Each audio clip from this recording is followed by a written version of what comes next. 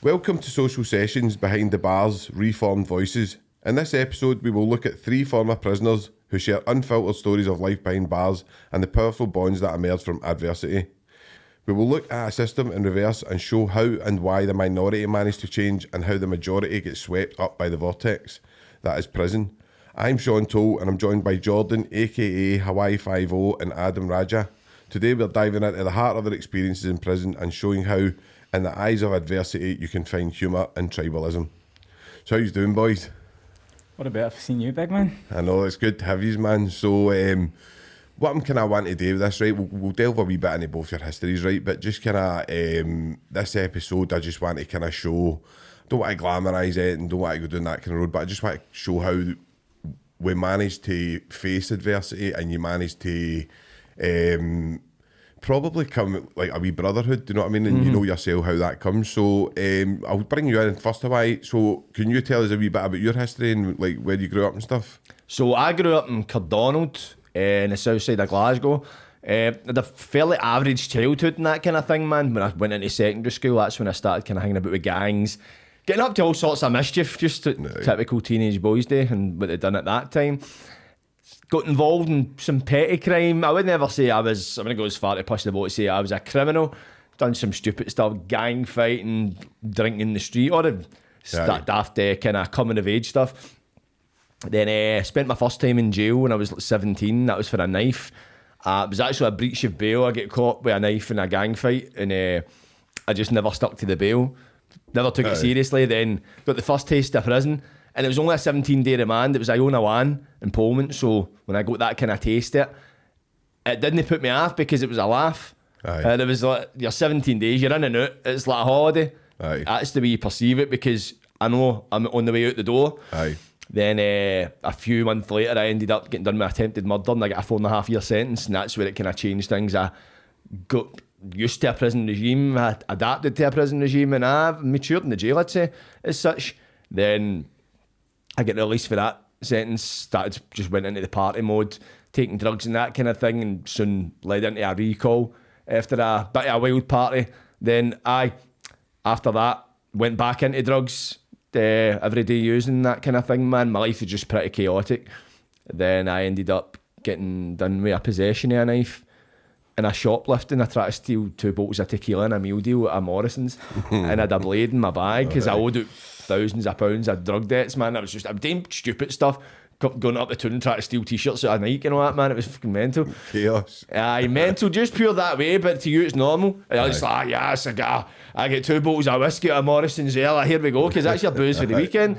Crazy thing is as well, I was on my way to work and I had money to pay for the stuff I stole, but if I didn't pay for the stuff I stole, then that was my money to get gear. And so that happened in 2018. The case never actually came back around because of COVID and I was on the run for like a year. It never came back around until like 2021. So by that point, I'd kind of started doing my social media stuff and kind of found an outlet to focus on. Before, I was just dead scattered because I didn't really have any to focus my energy on. So I ended up get found guilty at trial, done a 14-month stint, and I would say that was my shortest sentence, but probably my hardest because I was doing so well. And then I had to get back, and that was when Spice had really taken over the jail, and it was a different jail. I felt like it was a bit of an asylum. I was just like, definitely. What the fuck is the matter with cunts? I was kind of out to exercise, and don't get me wrong, people were doing like year remands for something that should be doing like a 3-month remand for. So it was a chaotic environment. So only done 4 months ago out in a tag, and I'm happy to say that'll be coming up nearly 3 years ago. And I'm glad to put it behind us, man. And I can just use my stories as kind of positive inspiration for the next person. Brilliant, man. No, and it has done, as I say, you've been brilliant to watch and some of your stuff's hilarious, know what I mean? And, cheers, mate. So what about yourself, Adam? Can you tell us a wee bit about you, just like your history and stuff? Aye, mate, so I take it the whiskey wasn't included in the meal deal, aye? No, it wasn't, man. I similar to yourself, mate, and that's how I know you, Sean. So grew up, Cumbernauld. No from a particularly, I mean, I was from a poor background, but we weren't seriously stuck in poverty, but single parent, and that puts pressure on the, you know what I mean, on my mum. So we're growing up in Cumbernauld, lots of mischief to get into, started getting involved in the young teams, and we were talking about it earlier, but like I grew up mixed race and I was the only brown boy in the scheme, so I was always kind of singled out. So the opportunity to be affiliated with some of the harder boys, I was jumping at it, mate. So as soon as I had a mate that was in the young team, like I never looked back, and I mean that leads you down a pretty narrow path. So it went for being this wee scared boy, scared to fight, to drinking Buckfast every weekend and getting in fights, and then the adrenaline you get for that and the confidence you've got for the Buckfast, and you feel like a different person. And I was doing that for a while, but when I sobered up, do you know what I mean? You're waking up on a Sunday morning, you've been fighting and whatever, you can't go to the shop for your mum because the other young team are looking for you. You can't go to the bus stop, you can't go to school because they're waiting for you after school. I was like, this isn't for me. And those peers and that groups, however, put me in the vicinity of older criminals. That's where we're a wee bit different. I would have categorised myself, unfortunately, as a criminal because my mates' big brothers were drug dealers. And probably about 14, mate. And I hate using this word because I would never have used it back then, but I probably was. I was probably groomed into drug dealing at like 14. So started selling a little bit of weed at 14. Happened to be quite good at it. And then that just snowballs. And then you go for that bit of weed to A-class drugs. And same thing as the gangs. It just goes down that one-way street. And the deeper you dig that hole, the less options you've got. So stuck in that life. And then, eventually caught and get a few lucky escapes. Like it was probably I think I was 18 before I got the conviction that actually led me to jail. And it was like a long trial, but I got caught with A-class. But I got a lot of aggravation charges as well because I was on bail for other charges, which I fortunately got not provens for. But I was like 18, turning 19 by the time I actually did go to jail. 3-year sentence, did a bit of year of it, committing the tag, year and a half maybe, committing the tag. And then, 6 months on the tag. Did you do a tag, mate? Aye, I done a tag as part of a sentence. So I get 14 months. I'd served 4 months in custodial and 3 months on tag. So I think I found the tag worse than the sentence because you get that sort of tease. You're like back at your mum's house, you're trapped. And probably getting it a bit later, but that year out, when I was on that tag, was probably the hardest year I've had and the most turbulent year of my life. Because you're restricted, you've got fewer options. You had no options, and that you leapt to the options that you had, and they put you in prison. And you're coming out. There's no new options. The same ones are around about you. You're tagged at your mum's house where you got prison. So that was hard. And for me, my escape, fortunately, was university. That was like my last ditch effort to try and change things. So I did like summer school, and that gets you in. So I got into university, and I wear many hats today. Do a bit of everything. Master of nothing. I always feel funny saying climber and mountaineer because I climb nothing hard. I'm climbing stairs. I'm plodding around mountains. I'm barely my way, but go take a picture, go back to my bed. But do a bit of mountaineering and stuff, and it's got me a lot of opportunities with brands. Do a lot of marketing, bit of writing, hapless or hopeless content creator, chasing your child, trying to get a bit better, bit of inspiration from the big man. I wear many hats, mate. And just you're welcome. Use the past as motivation and learn from it. And said I've done a lot of looking back or previous years. I'll try to look forward and see where I can go and use that as motivation. Oh, brilliant, Adam. So no, thanks for just like sharing your history. So what the first kind of segment I just want to kind of go into, right, is just like kind of when you just the challenges that you face when you first go into prison, right? So when I first went into prison, right, I didn't know nothing, right? I was like I came in off the street and I didn't know nothing about prison. You think you know what you're going to be, you've any idea. So my experience, I mean, I shared this on a podcast with Jordan not long ago. It was, and I don't know, I still think the boy might have been bamming me up, right? But when I first went in, I didn't have a bag of it, and I wasn't expecting to get found guilty, so I didn't have a bag of it. And so when I went in, I says to the boy, can I get my suit and all that? And he gave us like a small boiler suit. Obviously, I'm a big boy, you know what I mean? So you can imagine how that looked. Put the small boiler suit, had a fake night tick and all that on it, no buttons. So I'm walking about and I'm like that in this tiny wee box, and I'm like, I says, mate, this doesn't fit me. And he's like laughing and just like kind of going, well. So I've got these Italian shoes on, this boiler suit with no buttons, man. I don't know what I look like. And I'm walking into a hole, and it was, you're trying to be something that you're not walking into that hole because you just know. But I just remember walking in, it was old style halls. There was all boys all hanging there, the bars and all. Intimidating environment, man. It's like fresh meat in it. Totally, that's what you felt like. And I was kind of lucky that I knew a couple of the guys that were in the hall. I knew one of the guys only because my cousin knew somebody, and he was quite well known in the Hall, and I was really lucky he was there because he showed me a lot of this is what you do and got me like a good visit shirt, because I don't know, do you remember the old Berlin visit shirts when you used to go and you'd sometimes get handed one with no buttons and all that. It'd be a pure riot, because usually that's what you kind of do, is try and get the guy on side that what's in the kit room or the kit pass, because he'll sort you out a good clobber, or when the good jeans come in he'll put a few pair away for you, because you go, alright, here's a pair of jeans for you, and it's that faded, washed out look, man, and then the t-shirt, as you say, there's like 2 buttons, there's one that's just hanging open, because you see people coming in and it's like they're wearing a pair of flares, look like Shaggy out of Scooby-Doo, see with the clobber they gave them. Like, you get people, no, listen, you're not starting me up, he's a good here and that.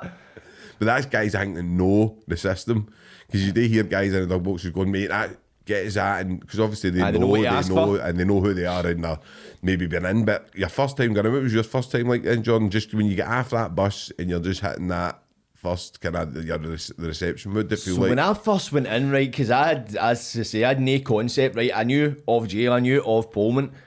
Pullman was the first jail I went to, but it's like I just had this idea. I'd watched Boys Behind Bars, so I'd seen, right, double bunk beds and all that, people playing pool, but I didn't know the process to get there. Feel like when you arrive to the jail, so I went into the reception. I remember just seeing all the mentions. It was the old reception, and it was just all the graffiti and all that kind of thing, and it was like a time warp, because you had like so and so 04 to 09 and all that, and this was like 2009 I went in, and you're looking back through time, and then you get packed in. The first thing was when I get strip searched, because as time goes on, when you're doing a sentence, you just become accustomed to you get strip searched. After a visit, you get pulled in strip searched. But the first time I was like, whoa, I need to get naked in front of this guy. And then I was I remember when he was like, alright, need to strip. And that way I was like, alright, thinking to myself, what if I don't get a curtain or something, I can pull a bit of privacy here. And I had to strip and squat in front of this guy and all that.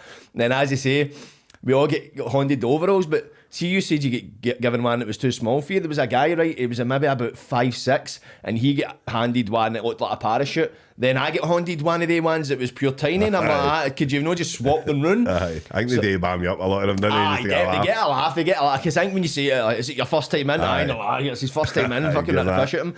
So I remember we went up to Iona 1 and see, I don't know if it was the same when you were in Pullman, because my first time was 2009, I think you're about 2000s, early 2000s, but the big metal route, has it always been there? See, I'm not too sure if it's always been there, but that was, when I went into that, I was like, whoa, and it was just there, I was kind of like, right, I'm in the jail, that way it's like, I'm not going to jail, there's no prospect I got to jail, I'm here, and it was kind of like, wow, man, it was weird, it felt quite surreal. Because when you're leading up to court, like your own bail and that kind of thing, the threat of jail is hanging over you, no matter what the charges, because like that, even if it's your first charge for anything, an assault, something daft, driving whilst disqualified, whatever, you've always got that thing, will I go to jail? And it's always an anxiety you hold, and it's like, right, I wonder what it'll be like in jail, because everybody thinks that. It's even people that are pure straight pegs, they think, like, how would I last in jail? And everybody considers it as a thought. You watch the telly and you think, how would I last in these situations? So I went up to the hall, it was Iona 1, and when we get took into the hall, it was the section, and then I just seen like the pass men out. I think it was just after dinner, then I was like, off, these guys are in the jail. It's like, it was weird, I'm in the jail, they're prisoners, I'm a prisoner. It was weird, and I was suddenly there. But I was quite lucky, like yourself. I get dubbed up with a guy for Royston. He was exact same age as me, he was in for the same charge, breach of bail, for a knife as well. And great guy, man. Turns out his auntie and my ma were pals, and he was one of the ones. He showed me the ropes. He showed me what he knew at the time. Not, I mean, there was some things like hitting the call button. So I remember the first time it says call the intercom. It says call and intercom. Emergency call. I'm thinking call was like, right, I want to call them. I want to give him my phone. So I hit the call button because I think I was needing a tool.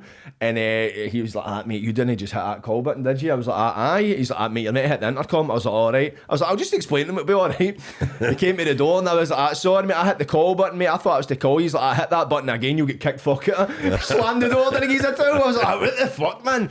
But I was lucky in that respect too. Like, next door, a boy I was pal with at the time, he was in, and it was strange. Like, the guy, Sean, his name is, the boy I was dubbed up with, he was asking that way, do you know anybody that's in? And I says, so-and-so, and he's like, he's next door. Banged the boss, shouted him at the window, and I'm like, I'm shouting at the window at him, and I'm like, this is mental. So I was quite lucky in that respect, where I had two people that kind of showed me the ropes in that kind of way. And That's the thing as well. See, if you go into the jail for the first time, even if you go to a new jail, like for us now, we could probably go into a jail and know so-and-so, we'll know this person, or we'll know somebody that knows somebody. If you go in and you don't know anybody, that's quite a hard thing to navigate. Definitely. So I've been kind of lucky in that respect. Even when I went into Berlin for the first time, I walked into the hall and I knew a guy in the pass.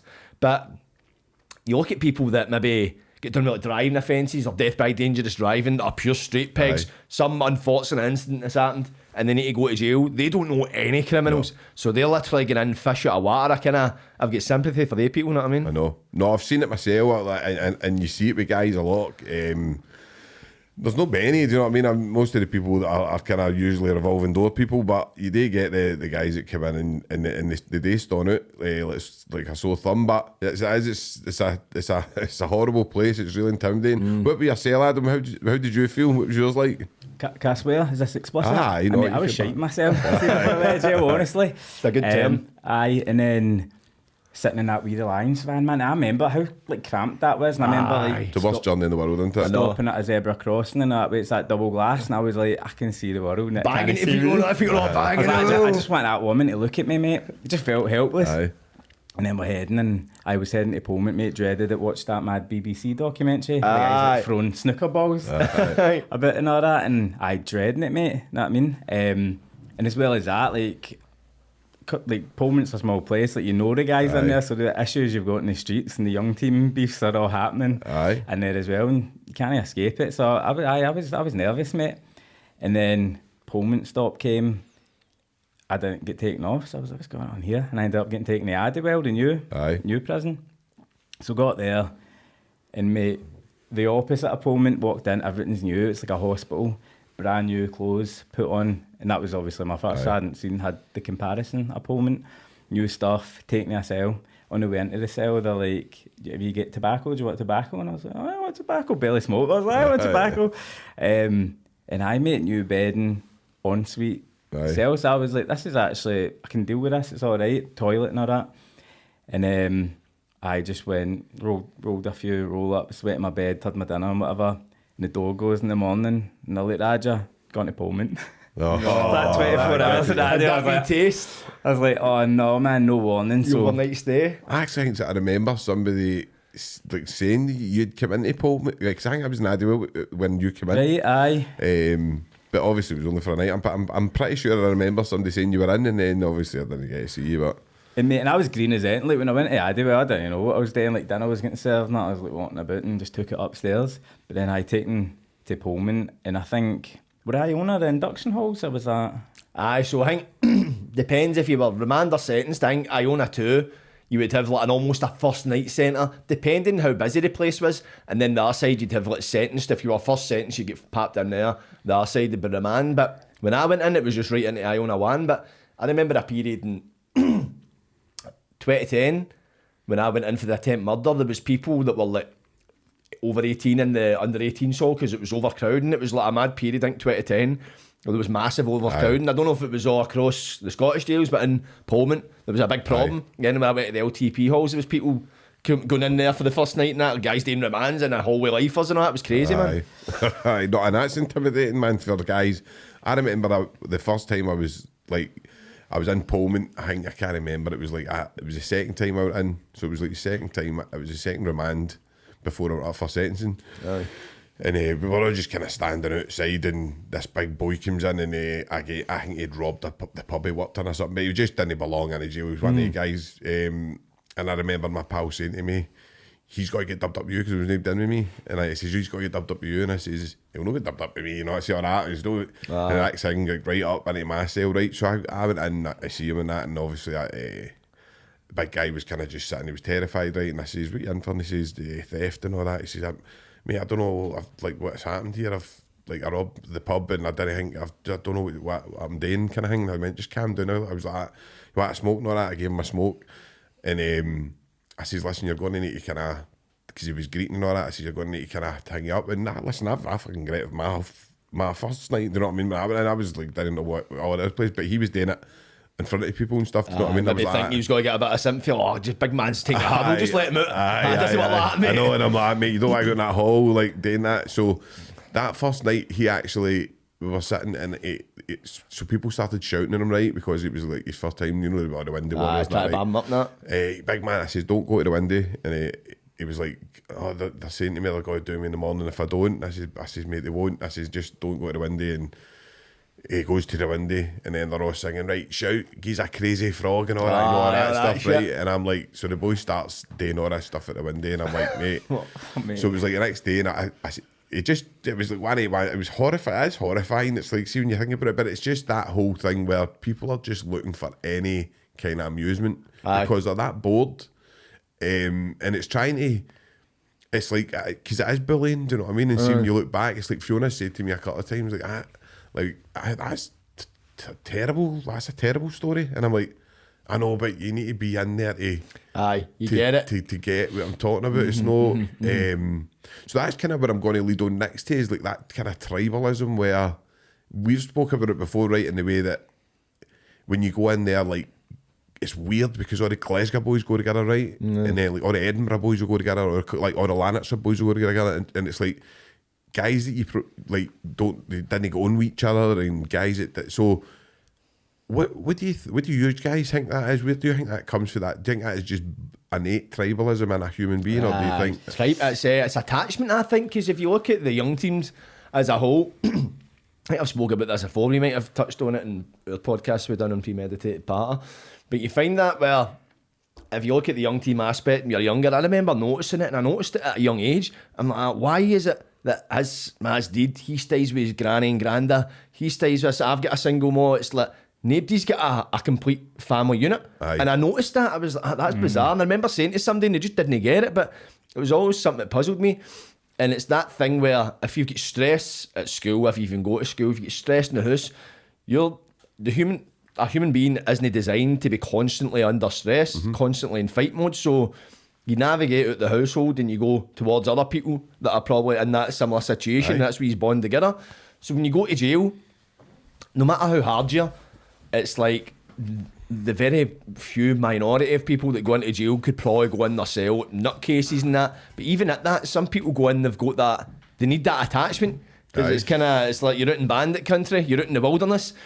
And it's that thing, looking for people to latch onto, and then you bond together. Because depending on how long you're doing, even if you're doing it, man, like, I feel like it was a few months, that's a fair bit of time to be spending yourself. Definitely. So naturally, and you just get to know people, you talk to people, and that's the thing, it's communicating with people, and that does make it a bit easier. It makes you forget where you are, because when you talk to people and you get to know people and that kind of thing, the thing I had to try and learn to adapt to was, for me, when you're in jail, it's like somebody's pressed pause in your life. Like, outside is going on as normal, but you're just stopped. You can't be thinking about what's the missus up to, what's everybody and all my pals are out tonight, man, all that stuff. You can't have your head outside and your body in jail. You just need to go, this is my world now. And it becomes a world, and you see that thing in the jail. It's like you've got jail politics. I see so and so, he's a grass, or they were fighting there in that hole, he's getting moved there. All that stuff going on. It's horrible. And all that jail gossip. And you know what it's like? It's like Chinese whispers, like, a guy get hit by the cook truck, you know that, man. He's in intensive care. You see the guy the next day with a limp, man. I'm talking about. But it's that thing, it becomes, it's in we micro society as well. You've got people selling biscuits, they've got the biscuit shop. The guy with the tobacco shop, he's got the mace pulse, he's got the tobacco. It's mental. But it's that thing as well. It's like, you're trying to make the best out of a bad situation. So you know what, I sit and think, I'm in the jail. It's like, as you say, like, people that probably when they define themselves as bullies, like, you'll probably get the one or two the bullies in the hall always picking on, like, you're talking about that instance, he's a crazy frog and that. But if you're sitting lying at single cell or something, and you hear the lot of racket at the windows, what they're going on about, the guy doing a crazy frog, you'll maybe not condone it, but you'll listen, and you'll probably laugh. I can't believe they're getting him to do that, but it's like you're almost an accomplice to the bullying, but in your head, as you say, it's entertainment is better than what's on the telly. And it's a horrible way. It's just conditioning. It is. It's like you really do become conditioned into an environment that you need to go into survival mode. And I think this is where people really get it wrong when you hear the holiday camp stuff and all that kind of stuff. We've spoke about it before on All Jordan, and I think I spoke to Gabor Mate and asked him a question. I says, because I was saying, how could you say that human, you need connection for growth, right? I says, like, and I love Gabor Mate, right? I mention him on fucking every single podcast, right? But anyway, I asked him a question. We went to see him and I said, we all would need connect. How do you manage to gain connection in a place that's really no go any, that's really like chaotic and that like lacks that kind of empathy, compassion that probably you're looking for? And he said the only thing you can do is like look at yourself. And I had to go away and think about it, and I was just like, no, all he's saying there is the only thing you can do is manage yourself in a prison setting. You can't, that exterior validation's not going to come unless you're getting yourself involved in the jail politics, which is usually violence, drug dealing, anti-authority behaviour. If you're trying to be like positive, and nobody wants to listen to that in the prison, do you know what I mean? It's vulnerability as well, isn't it? Like, if you seem soft, like, you just don't want... If you're vulnerable in there, you're going to be the one doing the crazy frog. That's exactly that. Out the window, and you don't have to be the perpetrator making it happen. But it was funny, you're talking about the Glasgow boys and the Cumbernauld boys like coming together, because the Cumbernauld get a G in the postcode. I remember the Glasgow boys all getting, at least we get a real G in our postcode, shouting at the window, Taze. But no, for me, it was always it was the same as the young teams, man. Like you said, it was like, why did I go to the young teams? And the guys that was jogging dealing with, and the guys in young teams didn't have dads, didn't have purpose, didn't have identity, wanted that community, family that you've not got at home. So when we went into prison, you're just looking for the same thing, or at least I was. And I get lucky. Like, I had a guy, I had no Cumbernauld boys in my hall, but underneath me, one of the guys, like, for Condorit was underneath me. But like, must have been second week at the latest, I ended up getting the pass job. And then like that was amazing. To be honest, like, because you've got that was it. You've got everything. You've got the good clays. You've got the, because my first pair of jeans, mate, that I got, couldn't button them. I was fat when I went in, and I couldn't button my jeans, man. Had the good ones come week 2, but it was just that fitting in and having that group of lads and that camaraderie. Same things we were looking for outside, and same things that probably put us in that young team, put us in with the drug dealers. And then you're just in a different place looking for the same thing. And pass job was an interesting one. Were you ever on the pass at all? I ended up on the hall pass, then ended up in the PT pass. Like that changed it for me, because I fortunately, like, going back to like when I first went, like going to Pullman for Adderall was terrifying, mate, because I went into that induction hall, tiny cells, bunk beds. Fortunately, the wee guy that came in was really nice, but didn't know anyone, super paranoid. And then it must have been day 2. I think I was sitting and a guy walked past and I see him look at me. He's like, Taj, and then you start to meet people and stuff. But I think they're just looking for the same things we're looking for outside, and we're all damaged boys. That's why we're all in there. Where do you think that? When did you start to see the desensitization? When was that moment that you realised that you were? Because the moment I speak about that when I wrote in my book, that I realised when I first seen a really bad slashing, or I see a really bad violent act, and I was stone cold sober and stuff like that. It was horrifying. It was like a really, really bad slashing, and I was like really took back with it. And I just remember looking about and seeing like a lot of people laughing, and the screws and that were running about trying to get people dubbed up, and it was just mad. Like, it was I remember just going, fucking hell. I was only in like a week, but then I remember probably maybe 7, 8, 9 months later, my boy getting like badly stabbed at the kind of end of the hall, and no being affected. And I remember in my head going, I remember going, that's me, that's that bit still, that's that away. Right, so you noticed right away? Do you know what I think? And I think obviously I'm bringing you two boys into this fold with me, and I see it with other people, but the difference that I think, and I think this is why the minority change, and there's only a few, and I think it's down to awareness. I think we've got a wee bit of a level of awareness that some boys don't have. And some boys are unable to get just through their own, whatever it is, it's trauma, whatever it is, it's there, but there's something that's holding them back. And I think that's that's the category I would put in us, and that's it, which has allowed us to change and grow. But where would you say, like, did you ever, is there a moment that you can you remember and go, fucking hell, I didn't even... So for me, I didn't really see any like bad slashings or anything, but what I noticed is seeing Pullman, it was like, it could be not like normal, everything going as you like, and both it just be a fight before and anywhere. It started to be like a powder keg environment. I remember that off as a fight, and that way you'd watch it. Then as time went on, when it was a fight, there's a fight, and you'd be watching it, getting a bit of entertainment. Aye. Then as time went on, see if two people jumped in a gaff, you'd be one of the ones like, stop looking in that gaff. You'd be kind of, there'd be a fight, you'd be aware of it, but you'd be kind of doing everything to make sure that the screws didn't see you looking in, because that's the thing, you'd see the people, they'd go all quiet, they'd be playing pool, they'd just stop playing pool and look in, like, what the fuck he's doing? Aye. Stop looking. It's fly grassing essentially, and I was like, I realised, I think that became with maturity as well, and that way you're like, right, people are having to settle something. That way, music up used to turn, remember? Turn the music up, and I was kind of like, if people were up to something and I get a Peter, you'd go out and sit out on the pool table and kid on, you're reading a paper, but you're keeping the edge and just stuff like that. I suppose it's that way as well. I mean, you've seen it in Banged Up. The Banged Up was a perfect example when the politician with a weapon, that was mental to me, like how quickly he adapted, and he was sitting going, that's a great weapon, and I'm going, that's a... Wait, what did they have? I've not seen that. Shit Sandu. Do you know who Shit Sandu is? No. He's like, he's from Newcastle, man. He's on a fair bit of time, done time in like Seen him on Spanish. TikTok, actually. So he was dubbed up with Neil Parish. Neil Parish was a ex-Tory MP who got the sack because he got caught watching porn in the Houses of Parliament. So they get shacked up together. So at first, Shit was giving him a hard time, no giving him nothing. Like, he didn't have any bedding or nothing. Like, the celebrities went in with fuck all. So they were kind of like, he was like, you can fend for yourself. That is the way it is, but that's the way it is. They went in with nothing. The clays in their back, and it was the jail gear, sand shoes and all that, man, as if the CID had whipped other clays off him. But as time went on, and that's another thing you notice as well, like, Shit and Neil are fucking chalk and cheese. Shit, like, he's like been a bit established in the kind of underworld, if you like to put it that way. And Neil is like a farmer that's worked into his ways into the House of Parliament, know what I mean? At first, Shit was giving him a hard time in that, but you noticed that the two of them started to gravitate towards each other, and Shit started to become quite protective of him. Definitely. And that's the thing you find with co-pilots. I always say to people that when you're dubbed up with somebody, it's like for a period of time, like a month or something.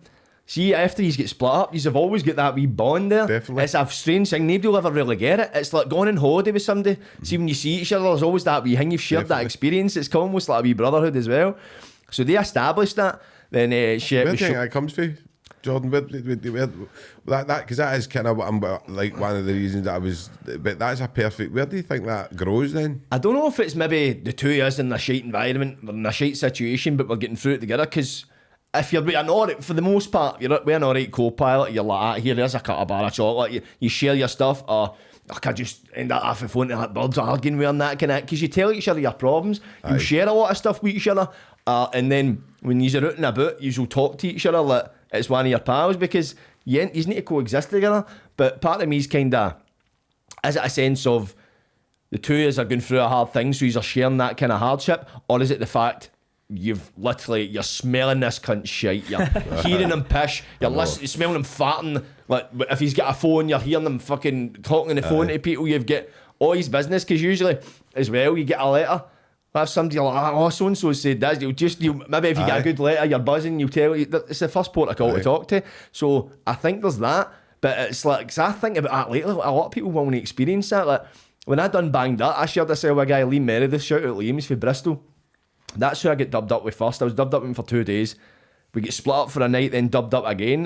Me and him are bros, man. And it was only like 10 days period, but it's like, just that way you just grow together. It's a mad thing. It's no many people, and it was only the other day that I realised it's similar to going on holiday with somebody. Like you go abroad with somebody, and let's say it's a week or something like that. But after you could even go your separate ways after that. But when you see each other, there's always that moment you shared. Definitely. And I think that's a similar thing to jail, because you're literally, what I compare it to, there is nobody, unless you're a Siamese twin, you're not going to spend that much time with another person, even your missus. You're not going to be next to your missus when she's in the toilet, or whatever, or unless you're a heavy control freak. But you're not going to be sitting there every moment you've got in that prison, like, especially if you're in like Berlin or Poland where you're 23 hours a day, you're with one person. You're not going to be with anybody like that, apart from your shadow. That's a good way to put it. That is definitely a good way to put it. And I think obviously, like, to just obviously answer Adam's question, like, that boy Neil Parrish ended up with Shep, and Shep says you need to start kind of like hardening up and all that, and I'll let you kind of tell it. Just so Shep basically showed him how to make a razor, so he broke up like the razor blade and melted it into the toothbrush and all that kind of thing. And Shep's like, this is when you slash down the way and all that kind of shit. And they go like a bit of paper and see the board you've got on your wall, like you can weep in board. They put like a bit of paper, I think they drew a face on it and that, and he's like, shit's like, he sliced down the way. And Neil's got his glasses on, his reading glasses and that, and he's like, he slices the paper, he's like, sliced it around too, he's like, oh yes, and all that. And it was like, but part of me's kind of thinking, do you think that's fear as well? He's showing, oh aye, that's a good blade. It's like as if to kind of agree. Aye. Almost gone like that. It's like watching, I don't know, the telly. That's a good programme, or that's a good piece of fruit. Oh, that's good. Aye. It's like you're just telling them just to kind of get on side with them. Aye. And that sense of agreement. Aye. So it might not have actually been, but might have been a bit of both. But it is still the way prison works and the way you become conditioned. It is still a kind of really good example of how, like, somebody who's a hard hitting on crime would hate, like, before he came in, was like really hard on criminals, able in 2 weeks to start going, oh, this is a cracking weapon, look, this is like blah blah blah, and you're like, it took me back a bit. I was a bit kind of shocked with it. Know what I mean? Mate, see what I noticed with all the celebrities, right, it was 10 days, right, the full experiment. We were in the first 2 days just so we could get used to it, because they wanted the celebrities to go in and for us to all be settled. Then they kind of bled the celebrities into the experiment. So there was 6 celebrities. They came in like day after each other. So it was over the period. So some celebrities, I think Peter Hitchens was the last celebrity in, so he only done like 5 days or something. But what I noticed with all of them, when they went in, Harvey, wee pop singer, he was the first person to go in. You could see him pure innocent face. You could tell he'd never done a day in the house, never mind a day in the jail. What I noticed, near the end of the experiment, or as they get more settled, they started behaving like cons. They were hanging about in the groups, they were kind of batting off for the screws and that kind of thing. You just seen them, it was that way. It's like at first they were like fish out of water, then they blended in. Aye. What I noticed, and just their behaviours as well, that way. And it was so mental to think. It was just looking at these people, as you say, it's like you've got politicians, you've got journalists, people that would never be in a jail under any circumstance, and it's just even they just blended in with it. It was crazy to look Very at. quickly. That's the thing as well, though. Like, even taking it back to young people, a lot of it is learned behaviour. I was a bit like you, Sean. I was a bit of a scheme hopper. Like, I wasn't hanging about in Condora originally. Same. And you're hanging about with boys, and they're like, maybe they're the bad boy or the cool one, and they're teaching you how to act. So if that's a new experience to you, and you're in with a cellmate who's already been in a few weeks, you start picking up how to behave off them. Do you think that's I mean, I hesitate to use the word intelligent, but do you think it's I mean, self-preservation survival instinct, aye? Because it's like you're like a chameleon. See, it's like when you go to school, you don't want to stand out in school, you want to fit in. That's what it's like when you're growing up, man. You fit in, because if you fit in, you don't become a target. If you stand out, you become a target. So you're just applying stuff that you've learned for a very young age. You learn it in the young team, you fit in as well. Like people are going, right, we're going gang fighting. I don't want to go gang fighting, but I'm not going to stein the scheme myself. How you're a shite bag. Exactly, but you're shite for coughing, and it's like, no, and you're bombed out. Aye. So you go, even though you don't want to. So it's that same thing in the jail. It's like, go back to Banged Up. Johnny Mercer, the MP, he became like he's a cabinet minister now, I think. He done the pilot, so I've never actually met him. We never done the same experiment. So they done the experiment twice. One was a pilot, one was a real thing. You seen him in the show where they'd go like a launch as such, and it was like just tobacco. Obviously, tobacco is meant to be illegal in jail, and they were saying, right, we want you to go and distract the screws, so we can grab this. And he went and done it, and then he says after it, he's like, I can't believe I just went and done that. I'm usually dead straight down the line with this, but it just shows you how you just adapt to this environment, and you end up, because it's that thing as well. I don't want to say no. And see if you're intimidated though, like see if I'm intimidated and I'm in a cell with a guy who's whipping out razors, I'm not going to be like, that's a shite blade, mate. I know. Fuck to go that, no, I'm doing it. And you've got to put that, this is what I try and explain to people, it's like, you if you go into that place and you see if you were to go like that and you showed fear with that guy pulling a knife out and showing you this is how to do it, and he senses fear, that's you know yourself. There's certain people in the prison that can read amazing read situations, like because you need to. I always say you develop a sixth sense in the prison. I don't know if you used to be able. I could go back to the hall and you would know. There's something's been down. Something's went down. It's like you could sense it in the air. It's like an energy. It's like just the vibes after. If there's, you're like, right, what's going on? If there's a fight in a cell or something's been done, like somebody's been done in or something like that, you just know, like, what's going on here? It's just like this, the hall's a bit eerily quiet. The hall's not as busy as it is, and you're like, right, what's going on? And then, well, you know, or maybe if you're out in the yard, everybody's all that tense for you, like, something's getting flung at the wall or something's been flung at. Aye. So I think even like the staff become conditioned to that because you see them realising that the halls. And they'll sometimes say to you, they'll go, what's happening? Like, what's going down and all that? And like, just obviously, and you're like, obviously, if you're just starting my crowd about it, you're like, no, I don't know that. But they know, especially some, I don't know if you ever went to Castle Huntley, but there was like, they screws up. Like, there was a guy called Sniffer and all that, right? Russell, right? And Russell was fucking brutal, right? It was like, his name's Sniffer for a reason, right? But I mean, he's got his views on the way he thinks things should be done, right. And it's not the way I think. I mean, he's said quite clearly a couple of times that I would use just bread and water if it was up to me, but he thinks he's catching people doing things and all that, when really what I've seen is it's mostly like the most vulnerable people that are doing the bottom of the pile stuff that you're going to get caught for. Do you know what I'm talking about? You're not going to really get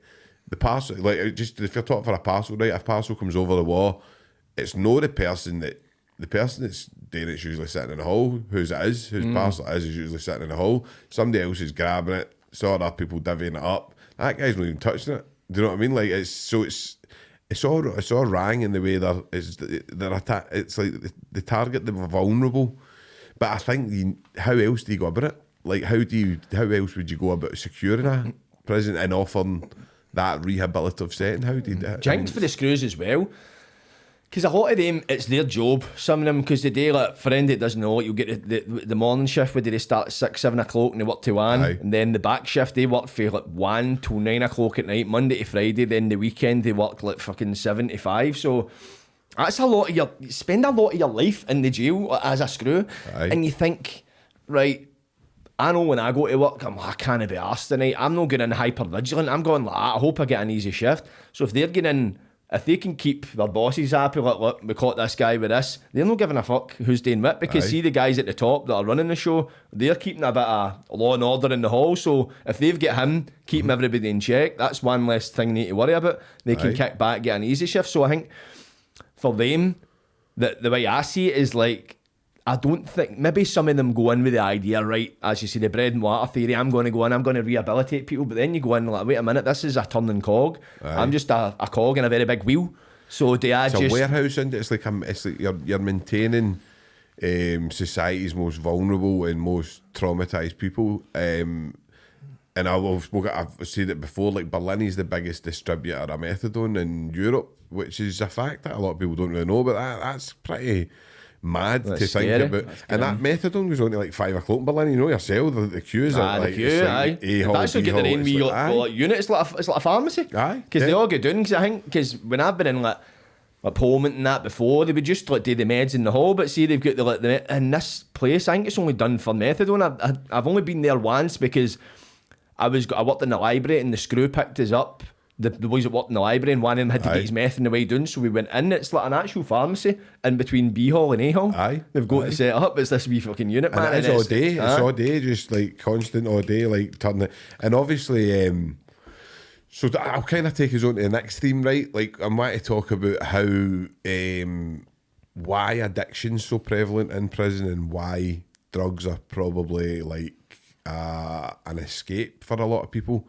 So I don't know how much you were in the drug scene in prison or whatever, but where would you say that addiction comes from? Because a lot of guys that I know go in that don't have addictions and they come out with addiction problems. They develop them in there. You find a lot of people that, for a lot of people, for what I notice, most people start off with the cocodamol. That was a thing you find people taking because you can get them prescribed, and it's like, it's no subby, it's no something what he'd class as quote unquote the junkie stuff, but start having the codeine, and it's like, I remember a guy I think it was Nick Sill or something, and he was saying he get dubbed up with a guy, and I think this guy was dubbed up as on the subway, the cunt was on everything, and he started taking cocos. Then eventually he started to get a bit of a habit, and he says he remembers his co-pilot laughing, going, I've got you a pure habit. No, and I'm just like, it's like laughing at that. But that is the reality. It's sad, isn't it? But it's almost as if you've dragged somebody down with you. It's like as if you get somebody on it. I can't believe you're laughing at it. I just got you it. You've got somebody as who's... if you're proud of it. Aye, definitely. And there's definitely a massive element of... I mean, you see quite a lot with guys who have got maybe whatever drugs and stuff, and they leave guys hanging for hours and hours just because they can. You know what I mean? And it's a shame. But what was your kind of take on it, Adam? What did you... I was going to say, like, why do we take drugs in the first place? It's like, and everything's heightened in prison, innit? So you're bored, you're feeling vulnerable, you're feeling shite, you're feeling depressed, you want to feel better. And it was funny actually, because in Pullman you didn't get as much. It was harder to get, but Subby was actually going about. I remember that going about a wee bit. And it was like puff, and people were sneaking it in their trainers. But it was, I got like a fright when I went from Pullman to Glen Oakle. And it was just totally different. It's like echoing what you said, mate. It was like going from what I expected prison to be to going to an asylum. It was just, it was very different. Your cells are open, but... Was spicier when you were there? I don't think so, mate. No. Nah, but it was like pen caps of heroin they were taking, and it was just out in the open. But the majority of the people in Glen Oakle, they were already addicts. Aye. But you said a pen cap? Aye. That was a 50. Like a wee cap, aye, and that's how it was measured used to get. It was only a certain pen, I know. It was like a pen. It was like had the certain wee tap, and that. Was it the pens that you could take the tip off it? No, it was like a set. It was like the screw ones. So the ones that you screwed off at the top. Aye. And then they would just scoop it. Right. And then just hang it. That was a 50. Oh, was it? Aye. That was how you done. That's the measurement. Oh, right. I didn't know that. Because I've got to Berlin, man. Obviously, there wasn't really any established kind. It was more just the subway and that. Then later on, it was the spice and that. But no, didn't know. But Pullman, it was recreational, man. And then I remember this wee guy, and he hadn't touched anything. And his missus had broke up with him, and he was trying to get a hold of Subby because he just wanted to feel better in there. And like, see when you're in the induction wing as well, it was what you're at your cell 1 hour every 2 days or something, and you just want to feel good. And that is when I remembered the Subby actually coming in. So what was that? It's like a simulated heroin. Innit? So this is what I try and explain to people. It's like when you're in prison, you're in pain, right? Yeah, like you're in emotional pain, you're in whatever kind of pain you're in. Any kind of opiate or opioid is a painkiller. It's an emotional painkiller as well. So Subutex Suboxone is called buprenorphine. It's like a synthetic opiate, but it acts the same way. So a lot of people have tried to explain. So see the word endorphin, right? Endorphin means indigenous morphine, right? So it's like, obviously, if I do that, you're looking great, big man, fucking brilliant in the gym, man. I've seen your time on the thing, best hang up, not that, like you're doing brilliant. Makes you feel good. That's endorphins, right? Or you go to the gym, you do a workout, you feel good after it. That's endorphins. Cold water therapy, endorphins, right? Morphine and all that is just basically a synthetic endorphin. So it makes you feel good. It takes away, obviously, kills a lot of the pain. So, as I said, I think we spoke about it on the podcast we've done on your podcast channel, Jordan, when we were talking about, you don't see a lot of people taking coke, eckies, things like that, because you don't want to enhance the experience of prison, you want to decrease it. So the drugs that you tend to see floating about the halls are like Valium, all the downers, all the escapees, and all that. Aye, because I took coke one time in Bowman, man. It was fucking horrible. I never really, because I was into the gym and all that, man. But it was like, I worked in the gym, so it was like some people be like, I want to pass this on to so and so. So you take a bit for yourself. But I never took it, but I'm like, I'm not doing it for fuck all. So you take a wee bit of hash off and just eat to some cunt or sell it for a couple of bags of biscuits or something. Remember, I got a bit of gear one night, and I never really took gear outside. I think I took it like twice in my life. And I was like, it was a Saturday night, like, fuck it, I'll take a bit of gear, listen to GBX. And I remember taking like a line of it, and I had GBX on, and I was reading the paper, and I was just pure chinging out my nut. And then I was like, what was the point in this? I was like, the next day I felt a bit like shite, and I was like, fuck doing that ever again. So and it's like, no, like you've got the super strength gear. I couldn't imagine anything worse than being locked in a cell. That'd just be pure anxiety, be freak out material. But you find people if they take coke, they've got Valium and all. So they've got that fucking kind of, but fuck that, man. But there is a presence of, especially now, street Valium. When we talk about subway and stuff like that, and that's obviously prescription medication's a big thing in prison and all. But it does tend to be drugs that decrease your experience, which to me speaks volumes about how everybody's feeling in there. And everybody's all... I think fear's I think fear is the biggest driver of crime, violence, like all that kind of behaviour. I think is driven by fear. Even if you're no, I know boys who aren't scared to fight with them. I know boys who aren't scared to that wouldn't be scared if somebody pulled a gun out on them. I know boys that are like that, but it's fear that's made them like that. Nah, it's fear's driving it. So it's like it's a paradox. It's like it's actually fear. So, I mean, us three can be quite vulnerable. We can get vulnerable, talk about stuff. A lot of guys can't, right? So, how scary was prison like to you? Like I know they become desensitized and you become conditioned, but how, putting that in kind of layman's terms for somebody that's never in prison, how scary was it? Like how would you say fear drove you, Jordan? In prison? Aye. But like for the first time or the first... Just all over, like even in that heightened, I know it's a kind of hard question, but it's just looking at your whole experience of prison and trying to see how fear was maybe behind a lot of the stuff you'd done. I suppose, see, when I first went in, there was an element of fear because you're venturing into the unknown. Then, as you settle in, like, when I look at my long-term sentence, see, after a while, you probably felt it yourself. It feels like home. It's like when you go to a visit, you go to see people when you've got to a visit at the start, you're kind of like, well, I can't believe this, man, I'm in the jail. After about maybe a year or something, you're like, see you later, I'm going back to my house. That's how it feels. You're going back to the hall, that's your world, you're just getting a visit. I used to hate when I used to say, I'm going to go up the road there, like see at a visit or something, I'm going to leave 5 minutes and I'm going up the road. She used to go, you're not going up the road, you're going back to your jail cells. She hated it. Do you know what I mean? So it's like, it is totally right what you're saying. It's like you become desensitized, but I suppose I'm trying to get to, when is that point that you cut? Why? It's like a hard question. I know it's a really hard question, but why do we become desensitized? Do you think you need to lose parts of yourself to become that desensitized version?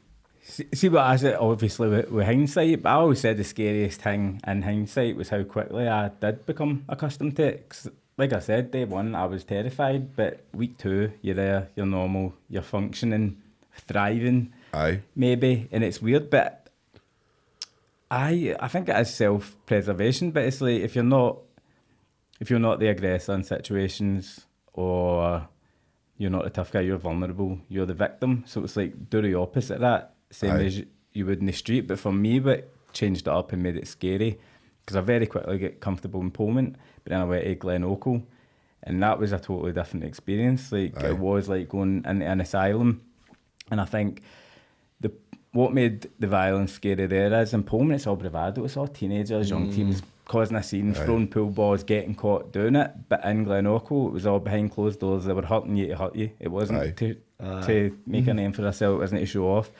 And I think week two I was in the gym doing a set, sat up, a guy's just throat's been cut, blood everywhere. And that's going back to you asking about desensitization. I just sat back down, did my next set, didn't look, waited for the screws to deal with it. And I think I think there's a theory you look like, because I know I've been in situations like that where you see things and you don't want to be the person that gives it away. The fear of being seen to being affected, because if you go, fuck, did you see that? As you say, it makes you stand out, so you're kind of like, no, just acting normal. And it's a horrible thing, but out here it's a horrible thing, but like grassing in there or saying you saw that and going, that's going to be way worse. Definitely. In there. Like you're doing what is the right thing to do in there. It's a different set of rules. Aye.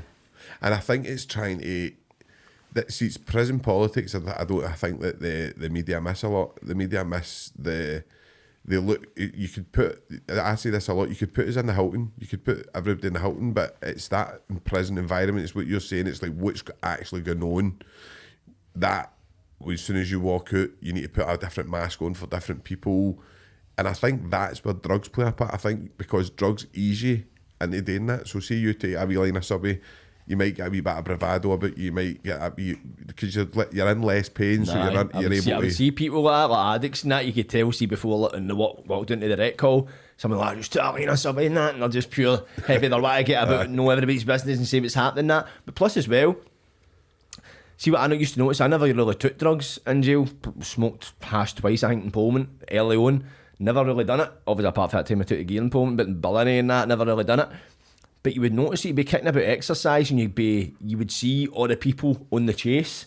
You'd be like, right, out to exercise, see who's got what, and you'd see them all talking to each other in parties, kind of like, right, I don't take nothing, so I'm not really, I can't add into that conversation, but you could see like, sometimes you're like that, see if you're kicking about yourself exercise and they're all trying to go in the chase and running about, you're kind of like that. Fuck. You can understand how it'd be easier to fit in if you were just to take drugs, to hang about with these people.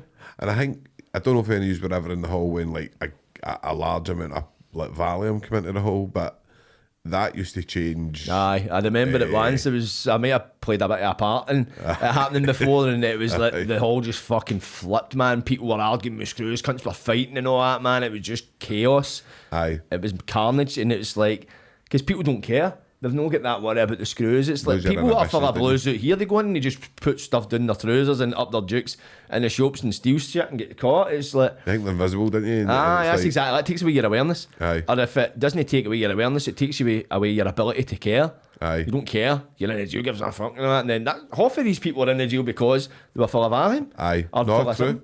And it's because most of the crimes are committed under the influence of drink or drugs. Do you know what I mean? So it's like. So I'm going to just ask you, like, what, if just to show how desensitized it is. I mean, obviously you've just mentioned a really horrific event there, but what was like some of the worst things that you've experienced in prison? Like, just because what I'm looking to do with it, I'm really wanting to take away that. What people think that's a holiday camp. So what was like the worst? So like something that you wouldn't see at fucking Craig Tara. What was a couple? The worst thing that happened. I was about 2 years into my sentence. I was next door to this wee guy, and he was doing 5 years, I think, for like a serious assault or something. And the wee guy was young. He was maybe about 19, 20, if that. And you could see him. There was a few of them. I think there was like 3 of them. His co-accused had been in and out. But this wee guy, it was his first time. He was doing a 5. Stood out like a sore thumb, and I remember, I think I heard that his missus split up with him or something like that, and he was just starting his 5. Then one day, one of his co-accused had ended up in a fight with a guy, and he's kind of got up.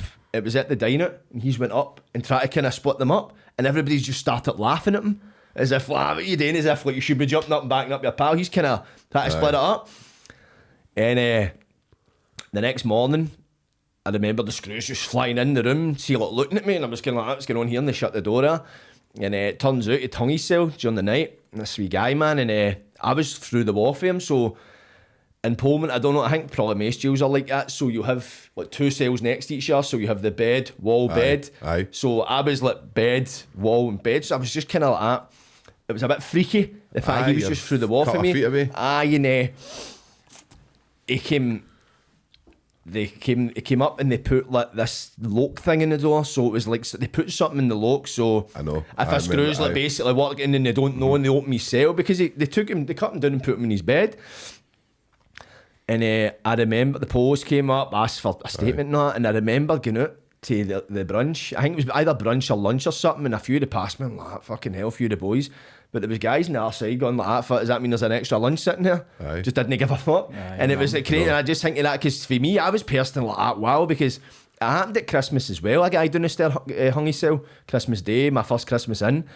But it was that way, you heard about it, but it was kind of right, it was down in Iona 1, I was Iona 3, I didn't know him, nothing like that. But this guy I'd seen the night before, and then people were saying apparently he was asking people how to do it. See that way in convert, like, if you want to do it, how would you do it? And people had told him, told him as such, just talking about it. And then, it was just, I still think about that, man, because there's so many poor families out there that that are doing the sentence with people as well, right? Aye. And people don't realise that the families, right? And obviously poor boys that hang themselves and stuff like that. Families probably never get answers for that. And I'm not saying, listen, I'm not trying to take away anything because there's victims involved. I know that, I understand that they've got the right to say what they want and the right to believe that whatever they believe in. But I'm just meaning that there is poor families out there that are victims as well with things like this that happen, do you know what I mean? And this is the sort of things that's going on in prison now. So sorry for just butting in. No, that's fine. That's the thing I used to think about as well. I think if I look at my family, it's hard enough you're not going to see somebody for X amount of years, but then to find out you're never going to see them again. So I remember the chaplain coming up, and they obviously moved the body at this point, and he went into the cell. They opened up the cell for him. He went in, and I think I don't know if he'd reposted it. He was literally fresh into the sentence, so his cell was quite bare. But I think he was going and getting his items and that and compiling it, obviously, to give to the family. And I was like, fucking hell, imagine that. It's just like your boy or something, or your bra or whatever, man, they go into the jail. It's like, and you're getting handed this wee stack of items they'd collected. And that's what I think about. It's like, if you just get over that, it's like, no matter how long you get, depending on if you get like a full life sentence or whatever, if you get a 5 year, you've got a lib date. But some people just kind of see to that. And as you say, that thing, I was lucky. I wasn't really in a serious relationship that I had to come out of in jail. It's like, I think I like splitting up your bird or arguing your bird. He does overtime. Aye. So doing that when you're already in an intense, high pressure environment. And he was in it. Guys, like, see what you're saying, because there was a guy very similar, came in all over the place. He was actually walking about with a suit on. He wouldn't take his suit off, right? It was weird. That a weird. con? Aye, it was weird. It was as if, see when he came in, we all thought he was a manager, like some. And obviously he was stood at that sore thumb. There was people kind of giving him a wee bit of a hard time and all that. And he broke up his bird. His bird had finished with him when he got the sentence. Like on that day, he turned out he killed himself as well. Like he killed himself like maybe 2 days later or something, right? And it was I sat and I spoke to him, and it was like one of the ones where I used to say, this is how sad it is. It's like I was actually speaking to the guy, right, and I was talking to him about my case and stuff like that, and a couple of the boys were going like that. He killed himself because you bored him about your your appeal. Being like a joke at it. And I'm like, fucking, it's no funny, you know what I mean? But like this is where people are trying to make, because it's such horrifying events that people are trying to make a joke out of people, and it's so hard to and I know obviously this is what this podcast, but it's just exploring the adversity that you experienced, do you know what I mean, whilst in prison, and how people actually just try their hardest to adapt and do anything to kind of get by, and sometimes it's just watching. I mean, like me personally, I just watched bits of me getting stole here, getting stole there. I'd done a long time, obviously, but I could see it happening, and I just kept that wee light inside me that was like, I'm never, because I seen guys that done 30 years and were never getting out. I knew you could see them a mile away, like the guys that done the big sentences and were never ever going anywhere. And I was like, I'm not letting myself get there ever. But I could always feel. I remember like people passing away and just not having the same feelings that I had, that I should have had. That people in jail or people outside? No, my people, like some, like so, like my granny and stuff like that. And I'm going, I should feel worse than this. I felt the same. My granny died when I was like 2 months into my sentence, and as I say, I was really close with her. But it's like she didn't know I was in the jail. I actually found that out quite recently, and nobody told her. Then she died, and it was that kind of way. I've always struggled to kind of cry in that kind of thing. And that way, that night I was in a single cell and that, and then I got taken out to the funeral. But it was that way.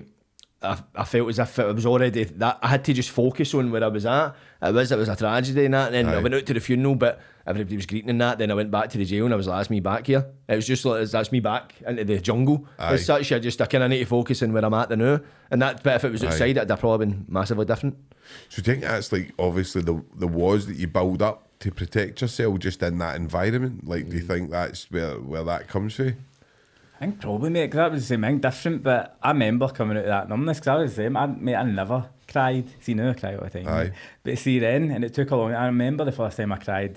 It probably wasn't just prison, it was that lifestyle in general, but even things, pets dying, family dying, numb about it, and I feel horrible when I think about that.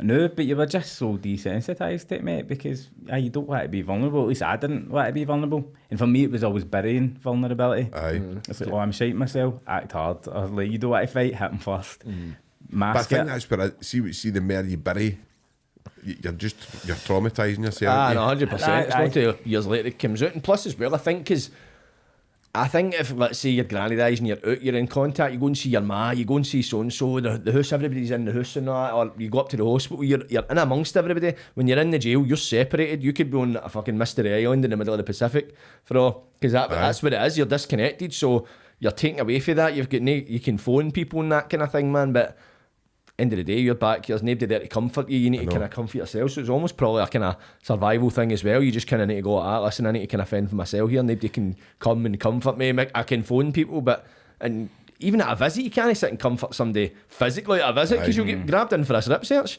so you're separated from that as well. You're kind of almost unable to grieve. I know. Because I remember when my granny died, I remember on the phone and everybody was on the hall, just normal, like, all on about. And I remember just tears coming.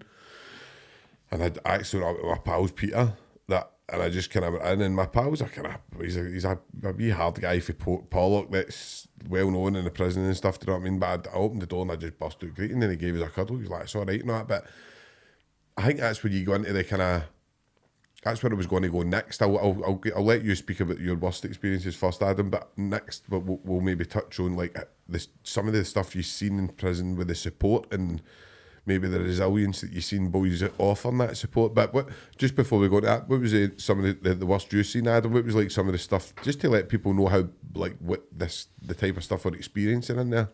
Aye, I mean, in terms of violence, that guy in the gym was probably the most extreme. But there was other stuff, mate. It was like some of the stuff you don't see and the things you hear. Obviously, in Pullman, it was the sugar in the kettle. Aye. I mean, heard the guy screaming, couple cells down, molten sugar over him. But do you know what, in terms of like things I look back on as well, see, going to the visit, like my wee nephew, he was grown up, same scheme as me, living with my mum, living in my bedroom, didn't have a dad, and see, going to the visit hall. And I mean, you see it with everybody, like those visit halls aren't fun, do you know what I mean? People's weddings, grands, mums, partners are all visiting them. Nobody's really happy in that place. But my wee nephew, 6 or something, maybe younger, thinking he's visiting me in work. And see, just seen that, man. And that was probably the catalyst that I was like, I can't, like, I'm meant to be this boy's role model. His dad's not there and he's visiting me in prison. Like, that is a horrible experience. I don't want to feel like that again in life. And I remember sitting there, just him looking at me, he's playing with toys in there, man, and that is probably one of the things that hit hard. Which is different. It's different because obviously you think, oh, the worst thing I've seen is all this violence and all this, like what we're talking about, drug addiction, desensitised this, but you can get numb to that though, but I don't think you can be numb to like, when it's your family. It's different, like you go act like a hard man and your nephew, like it's, do you know what I mean? There's only, it gets you. And that's the thing that breaks down hardest guys. Like I saw the hardest guys crying over that kind of thing. There was a guy, actually one of the scariest things I saw was this guy, mate. It was terrifying, tank, clearly on roids, mate. And he got a HUD. His mum had passed away, and I can't remember what had happened, but they wouldn't let him out to the funeral. So he got his hands on Subutex, and he went from being like aggro about it to just bawling his eyes out. And this guy was a guy that everybody was scared of, and he was that vulnerable. And that stuff, mate, that lives with you because it'll break the hardest guys down, and the hardest guys are crying into their pillow. Do you know what I mean? I agree with you. I mean, obviously, I think some guys, certainly some of the more established guys that you would probably, people like household names or whatever you want to call them, do you know what I mean? Like some of the guys that we know, probably get desensitised a long time ago in homes and stuff like that. Things that we probably don't know about, things that go on in there, like abuse and all that, at such a young age. I think that probably defines you to go into. I was lucky enough never to be in like homes and stuff like that, but I know that some of the horrible stuff it does go on, and I think when you start desensitising 9-year-olds and stuff and 8-year-olds, then that's going to be the way they are. Do you know what I They mean? probably wanted to desensitise before they step foot in a jail. They've probably all seen it before the violence and that. Obviously the jail's just a more larger scale, but it's probably something, as you say, if they end up in a home, for the most part it's because probably abusive parents or parents know there and that kind of thing, so you're already exposed to it for a young age. And that becomes your reality. That's your normal. Definitely. So you're getting into the jail. That's how you find a lot of people they settle in, they thrive in these environments because they're used to it. Aye. They're probably more comfortable in a chaotic environment than they are in a relaxed one. I've tried to explain that to people before and people don't get it. And it's like, even Fiona will say to me, my missus is really good at breaking stuff down like that. And like I will say, why was wrong with him? How can I not get through to him? And she'll say, Sean, he's so comfortable in that chaos. He's like, if you bring him out of that, he's no comfortable. How can you not get that? And I'm like, I don't like, because and she's like, it's just because you're not like you, but he thrives in that. That's his world. That's where you take him out of that and it's alien to him. Like, do you know what I mean? So I do get it. Do you know what I mean? There is a level that you do get it. You just don't want to believe that that's where somebody's comfortable. I mean, it's so sad that people are actually comfortable in that crazy, violent, aggressive world. Do you know what I mean? That can be our comfort zone. But so just kind of moving on to like the kind of next section that I was wanting to just kind of touch on was just some of the better stories that you may be seeing in prison, some of the stuff that you may be seeing guys doing, going out their way to help people, and that camaraderie that you did get. Like, I mean, obviously I've got some really good pals in for prison. Some of the best boys I've ever met, do you know what I mean, are in prison. Some guys are really well-known criminals, do you know what I mean, but the stuff that they've done for me I'll never forget, do you know what I mean, like just being there for you, just to show you the ropes and stuff like that. You just don't forget that kind of stuff. It's stuff that's priceless. So some of the stuff I seen was like when maybe guys, and I know this is like no like a great thing, but and it's no, I'm not trying to promote it, but you would see guys maybe when their mum did die, or like if you'd see guys rallying about to maybe try and get them Valium and Subby and stuff, which was kind of like as a commodity in prison, it's worth quite a lot of money. But you see guys rallying round to maybe get him stuff so he feels better. Do you know what I mean? Like you would see that quite a lot, and you would see. So there is that sense of, there is still that compassion and empathy in the prisons. Do you know what I mean? It's just no seen a lot. Do you know what I mean? But there is that. So I don't know about you guys, but did you see kind of like that you sticks out? Like on you go, mate. I know, so I was kind of saying, when you seen somebody like their dad died, like a close relation in that, you'd find people, like I remember a guy I was pal in there, his granddad died, and I think he was quite close to his granddad, and you could see him. I remember I had a PlayStation, it was in Poland, they were quite scarce, some of them, and you could see him, his eyes were all red, that way you could tell he'd been greeting, but that way, when he was out in the hall, he was kind of, and he was like, mate, a chance I could get a shot of your computer off. He was like, no bother, mate, go and take it. And I says to the screws and that to try and pass it in, but the screws were just like that. I don't know if they didn't know kind of thing, like, nah, I'm not fucking passing PlayStations and all that shit, but he's like, mate, can you get us a paper? I was like, I'll get you a paper, because I could slide the paper under the door. But you found that as well, that if a close family member or somebody died, as you say, people would rally around, because I think as well, it's your worst nightmare. It was my worst nightmare. Anytime you'd get a phone call, or you need to phone home, or you'd pick up the phone, or somebody didn't turn up to a visit, like that, because for me it'd be the worst possible outcome, because when you're in that environment, catastrophised, didn't you? Aye, because you're in there, you're like, right, I'm in here. It's like you've got no control, and as you say, life's going on without you. So that's the thing, when you say like somebody's dad died or something like that, I think it reminded everybody either of that feeling because they'd experienced it before, or that fear of, fuck, that could be me. Aye. So you would see people rallying around, and like, I remember like a guy in Untold, his brother killed himself outside, and the guy, he was one of the boys, he was quite respected, and the screws respected him too, so they would do things to try and get like I don't know if they call it a compassion visit, like it's like basically they would give you a visit in the agent's visits, so it was kind of more relaxed and that kind of thing. And everybody kind of rallied in that sense, and you could see, because it's like people assume criminals, no empathy, no this, it's like people have got empathy, like for, I'm not saying all of them do, no, but you find a lot of them do. It's like, just because you're in the jail, you're just in the jail because you get caught, and for the most part, a lot of the crimes, it's like, you look at, it could have happened to anybody. The wrong place, the wrong time, the wrong action. But you find that in a lot of people, there's a lot of humanity you find in jails, and as you say, people just need to adapt. And so they're adapting to an environment, there's still that human in them. There's still that thing, it's like... Go back to tribalism, isn't it, really? You're no so much... You can become desensitised to violence, but how do you become desensitised to like grieving? You would need to suffer a lot of grieving. So, but do you become some people become desensitised, or some people become more empathetic because they know it's like And that's that thing. The only people who could become desensitised to that is people that have had the family stripped away from them at a young age. Because if their mom's died, dad's died, probably been addicts, or they've just been ripped out the family home, put into care. That's the people you find that are probably in the smaller percentage of people that are desensitised to like deaths in family, like the kind of thing that we all go through, but it's your worst nightmare, especially in the jail. Aye. Oh, definitely. What about you, Adam? Can you think of anything that was... I was obviously in there a lot shorter than you were, but I always think it's just wee things. Do you know what I mean? The wee things mean a lot. And then I'm going to see my first co-pilot. I don't know if you could just tell I was uneasy, and it's that wee cell, and you just feel like, I remember him just coming in. I was like, oh God, I think he was at like one of the classes, and I'm sitting on his bed. Don't know if it's his bed, should I be on the bunk bed or it? He comes in, the first thing he says, he's like, do you want a wham bar? He's like, I mate, do a wham bar, is it? And just wee things like that. But and like just guys like looking out for one another. Guy in the past job, you need a couple of extra chips or whatever. But tobacco, that boy's no got, and he's come in, they'll give them something. But I remember when I went to Glen Oakle, and it was weird, mate. Like you were saying, you can see the guys that have been there for like lifelong, and you know what it's like, they just don't have the social skills. There's a weirdness there, especially when you're quite fresh.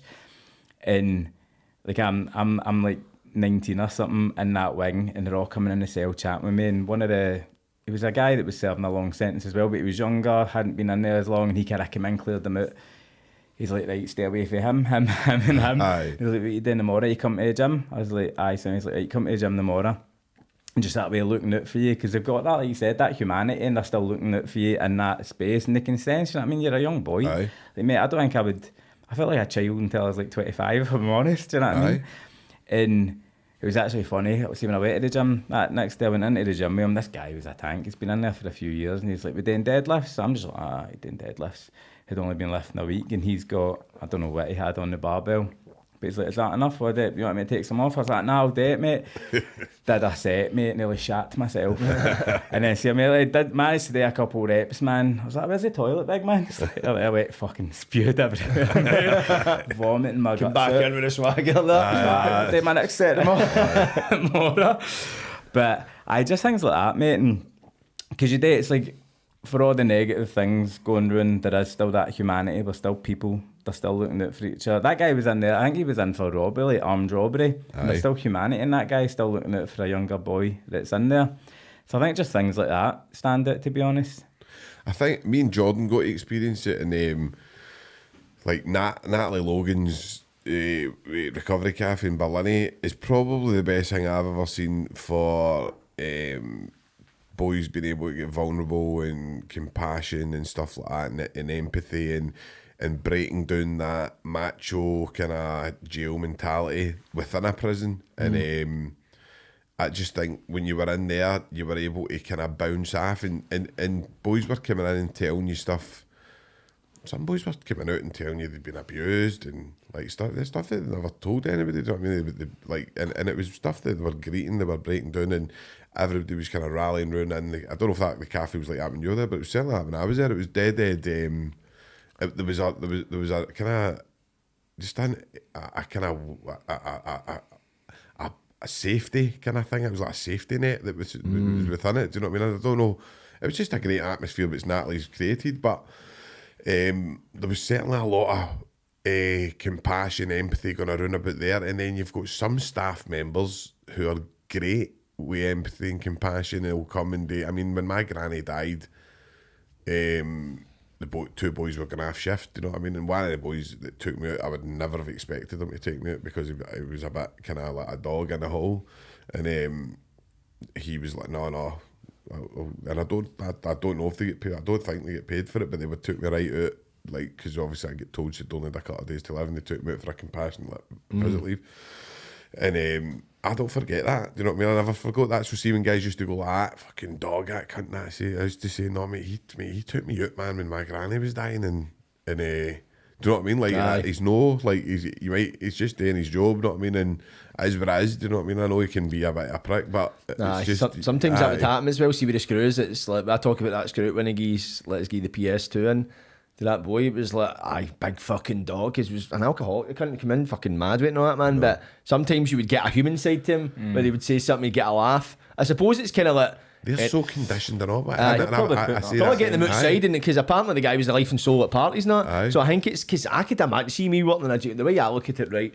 See when I go into work, I work in a student accommodation, see when I go in and it's people coming down, they're right on you for the minute to go in looking for their mail and all that kind of stuff. That's what people come down because there's a post room and you're just like, these 2 minutes and you're just after it. Some days you go in and you're like, Fendi starts their shit in here, they're getting fucking knocked out. So imagine you're getting into like, I'd work in a jail, you didn't get a good night's sleep, you're feeling run down, fucking, you were late, you're just, everything's going against you. Hopefully I get in here and it's an easy shift, then boom, 2 minutes into it, there's a fight at the breakfast, and you need to go split up, cunts are cracking you in the back of the nut. I think it'd be quite easy just to get to a point like that, fuck these cunts, I'm going to be a prick, because, or if you go at somebody asks you for a favour, right, I'll go and date, then they fucking, they're up to no good, and you're like, fucking was doing that prick a favour, then it's, oh fuck, you're a fucking dog, how you know letting us out, all that shit, and it's just like, you can see how people become like that, just that kind of way, that straight down the line, that dog mentality as such.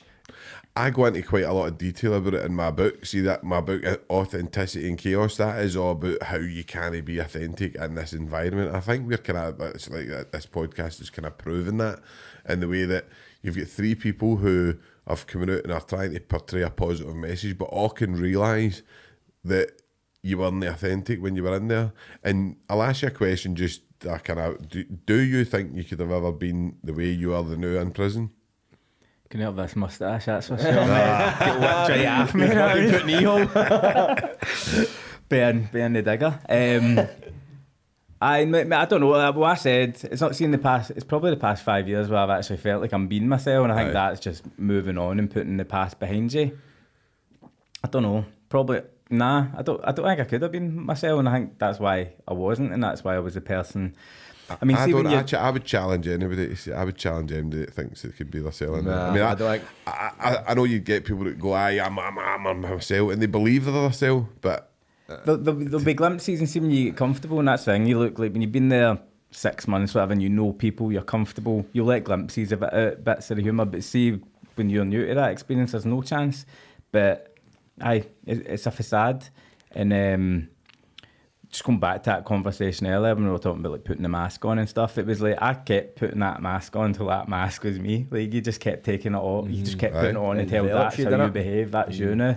And then it's like years pass and new experiences from that, you start to kind of find yourself. But nah, I wasn't myself before prison because of the lifestyle I was living, and then that just reinforced that because everything's heightened, and then you come out and so it's a gradual process, and then you're not comfortable being yourself.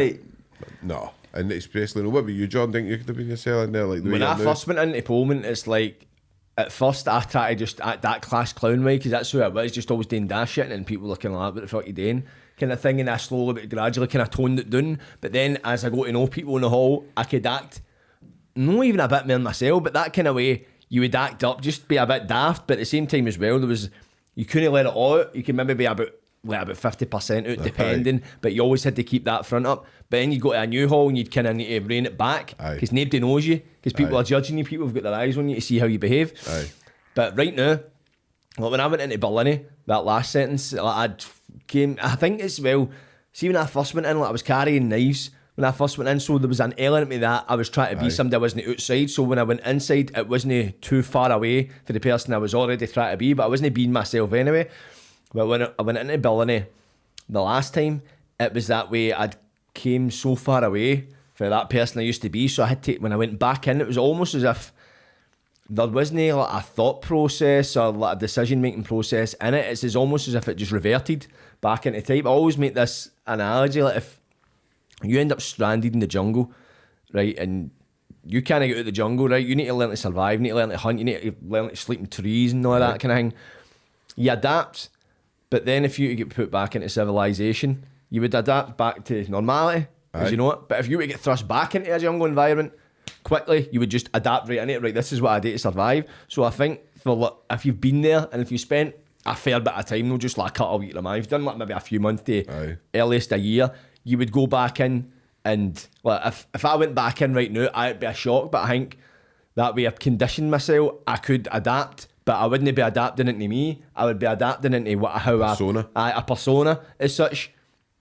So that will kind of take us in. Obviously, the podcast kind of coming up, kind of near the end, right? So the last kind of bit I was about to touch on was just how when you go out, that adapt and how trying to adapt and maybe even feeling that wee bit guilty about leaving some of your path. I certainly felt, I don't know if it's because I'd done so long, but I certainly remember feeling a bit guilty when I go out, like leaving some of the boys behind that you were so close to.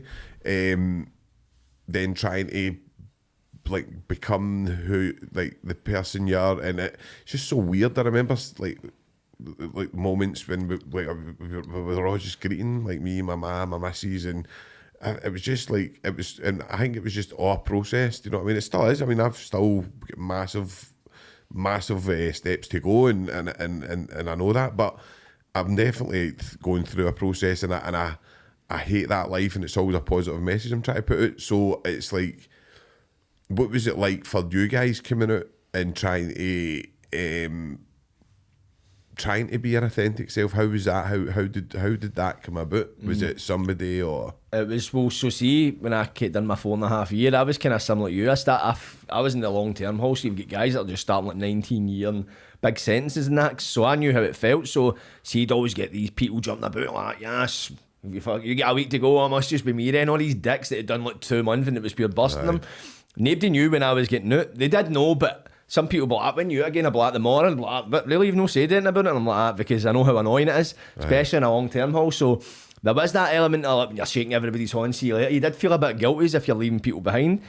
But when you get out at first, I don't know, it's weird. See, when I got out for the 4.5 year sentence, I felt as if I adjusted no too bad, because that way you can gear yourself up for it. I think I struggled to adjust when I done that last sentence. See, every sentence before, I've been like, right, you've got 6 months, 5 months, 4 months, down to the weeks, got 4 weeks, 3 weekdays. Aye. With that last one, I get told I was out in the tag and I was out a week later. I didn't have time to switch off that mentality. So when I got out, it was like, it was surreal. It was like, my pal picked us up, and I remember being in his motor, driving in the motorway, and I think I was going by like Springburn, that part, and I was just like, man, this doesn't feel real. And that way, it's like a movie, isn't it? Aye, and I had my own house. So I had to get back. I'd let somebody stay in the house, and they trashed the house, and the place was a riot. And my first day was spent stressed at my nut trying to clean this house, waiting for the tag woman coming. It was weird, man. And see, I felt like a mad come down. See, for the first week, I'd applied for a college course before I got this sentence. So I'd been accepted, but I had to send a letter for the jail. They helped us get in touch with them, so they kept the place open for me. But I got out and they're like, right, do you want to start back in this state? I was like, nah, mate, I need an extra week to try and adjust. And it was only a short time, but I think it was that way. It was almost, I'd compare it to being a method actor.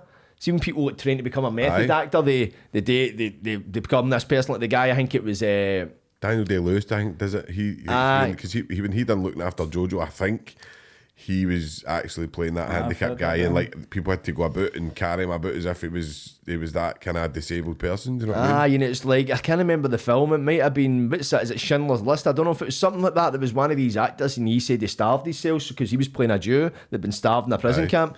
And I remember when he got his award, he was crying and all that, because he's like, people don't know the desperation of being hungry. It's like that thing. It's like there was a kind of after a transitional period. It was kind of like I'd kind of had to adopt this role, this mindset, and it's an internal mindset as well as an external one, because you're obviously putting on this bravado, this kind of face, but internally you're like, right, how do I navigate this? Because if you go back, and plus if you're dubbed up with somebody as well, you don't get time to kind of let things register, so you just kind of need to, right, how do I roll with this?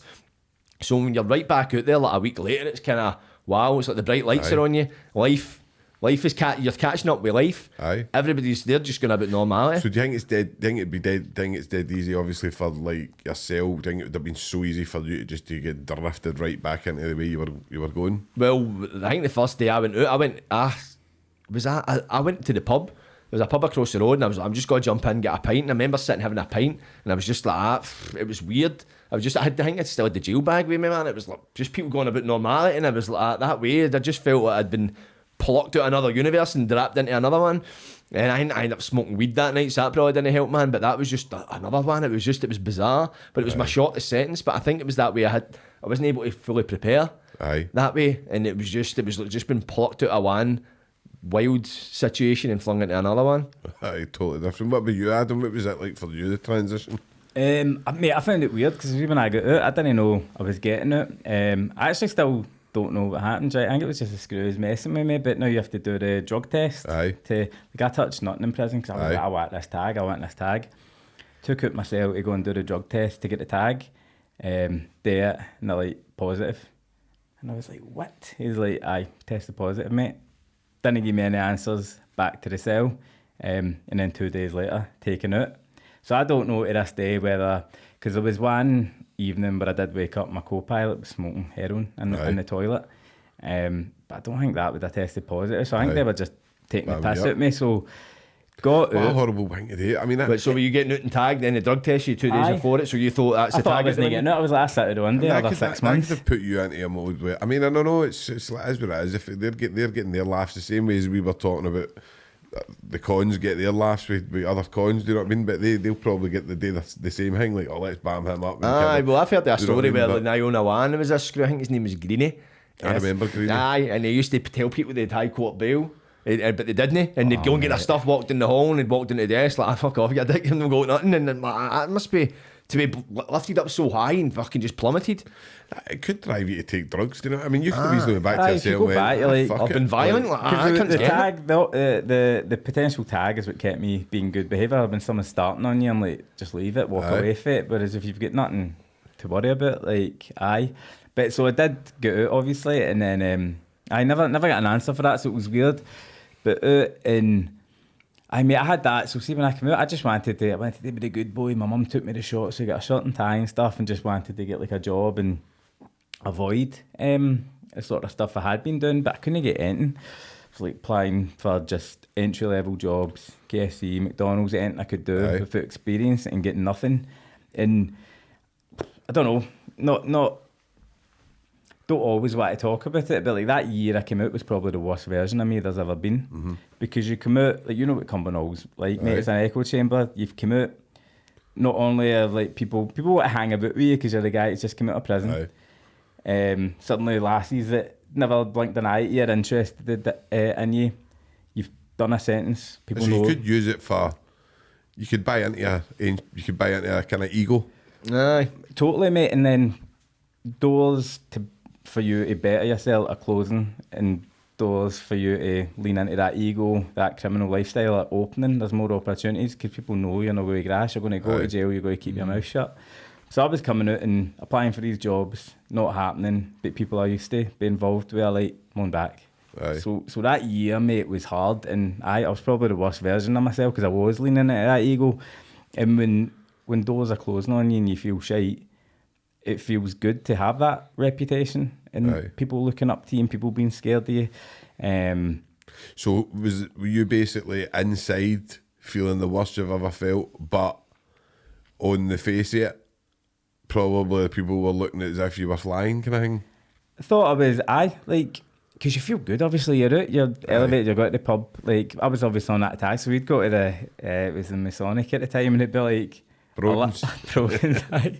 11 till open, and my curfew is at like, I think it was 77, so we'd be like charging, trying to run down the street, half an hour to go and bringing people back with me. And it was a party at first, but that got tiring quick as well, because you're going there, people know you, options are closing, and like for me, like I said, it ended up being university. It was that last ditch effort. But I remember it only happened because a girl I was dating at the time, she was going to university, not similar background, but she'd had a troubled upbringing. She hadn't like really done well in school and stuff, and she was doing a course, and she was like, just apply, and did it, never expecting to get an offer. And I remember like sitting in the bath hungover, and she like pushed, the mail came, she pushed it under the door, and it was a conditional offer. I had to go to summer school, man. I cried in that bath. I mean, might have been a hangover, but I think it was almost elation. But I knew I wasn't happy that year, but it was like there was nothing else I could be.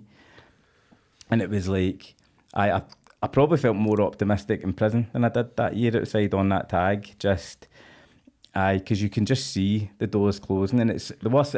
I think the worst thing about it was that when you're in prison, there's no progressing. Like, you're on hiatus, there's nothing you can do about it, and there's a sense of relief in that in a way. A sense of comfort. Taking you away from the situation, it's out of your hands now, okay. But see, when you're out in the big bad world and now you've got to handle it and make things better for yourself, no one's giving you a pick-me-up and it's on you and nothing's working. It's scary. So man, that 6 months to a year, I was like, I felt really bad. But I thought it's only uni worked it for me. But I see if that hadn't happened, I don't know. Because like the options were getting exhausted. Do you know what I mean? The options were limited. That's the thing I noticed as well. See, another thing why I think the last sentence was the hardest to adjust to, because the previous two, I stayed with my man, I stayed with my dad. I had no really much responsibility. I went back out and I could just pick up life at my own pace. This time I was going out, I had a house I had to worry about, I had to figure out how I'm getting my rent paid, I had to get food, I had to pay gas and Lecky, I had all these things, and it was like, for the minute I go back in the house, like, I had to go back in the house and clean it. It was a riot, man. It was shit everywhere. The place was upside down. It was period juice in the bed, man. My bed was busted. I couldn't have pumped a blood on a period. No, that's how bad it was. It was fucking. I was like, the fuck? And I just that way. I remember, and it was like a good 5-6 hours I'd spent just trying to clean this house, and my head was fried, man. I was like that, and it was just right. I need to just get the ball rolling before, as I say, I had no aspirations. I was doing nothing. I was getting back out like that, right? I can get mad with it tonight. I'll get mad with it the weekend. It's all that. It was like, there's so much responsibility. And when you're in jail, you've got all your laundry done for you. You've got your food provided for you. You even get a wee wage to buy stuff off the canteen. You get a phone that's in the hall. You don't need to pay any bills. I would say to anybody to go and kind of look up Judge Charlene, his poem. It's amazing. It's like a judge in America who wrote a poem about how actually it's in my book. I put it in my book because it was so good at just describing how they basically want you to learn how to be responsible, but they take all your responsibility off you. They ask you not to be violent, so they put you where all the violence is. They ask you not to take drugs, so they put you where all the drugs are. They do you know what I mean? It's like the polar opposite for what they want you to be. They put you in a place where it's absolutely the normal. Do you know what I mean?